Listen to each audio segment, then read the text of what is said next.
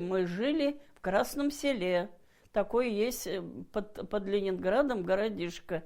В этот день Валентину Маркину бросает в дрожь. Ей было 4 года, когда наступили самые страшные дни. Семью Маркиных из Красного Села переселили в Ленинград.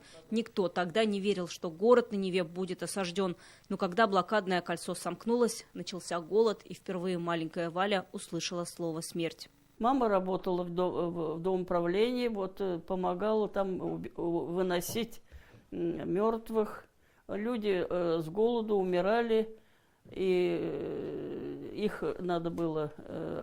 Соседи сообщали и освобождали комнаты от трупов. Отец Валентины Гавриловны тоже умер от голода. На руках мамы остались 3 дочери. Валя младшая. Город бомбили и днем, и ночью. Выживали как могли. Были бадаевские склады, которые разбомбили прямо с первых же дней блокады, разбомбил немец.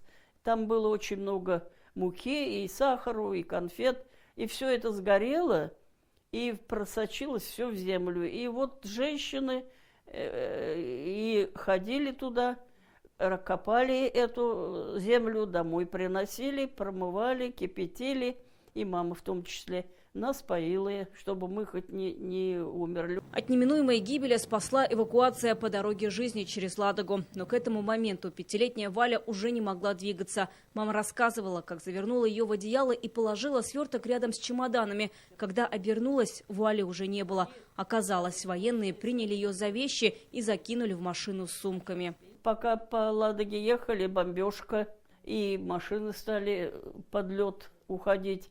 Мама говорит, я думаю, теперь уж точно нет моей. А когда на тот берег приехали, стали разгружать машину. А там солдат взял тюк-то и говорит, ой, тут что-то шевелится. А тут и я оказалась живая. Слезы Валентина Гавриловна не может сдержать и сегодня. Семью сначала эвакуировали в Краснодарский край, потом в ТССР. Казань для нее стала второй родиной. Одна из сестер после войны вернулась в Ленинград. Валентина осталась здесь. Вышла замуж, родились 2 дочери. Сейчас у нее внуки и правнуки. Не забывайте меня. Вам спасибо, что вы у нас есть. В историческую дату Валентину Маркину навещают сотрудники Росгвардии. Она ветеран службы вневедомственной охраны. Воспоминаниями о суровых днях блокады Валентина Гавриловна поделилась с росгвардейцами. Она рассказала, хоть и прошло уже 80 лет, эти 872 дня навсегда в памяти. Вероника Гайнутдинова, Наиль Абдуллин, ТНВ, Казань.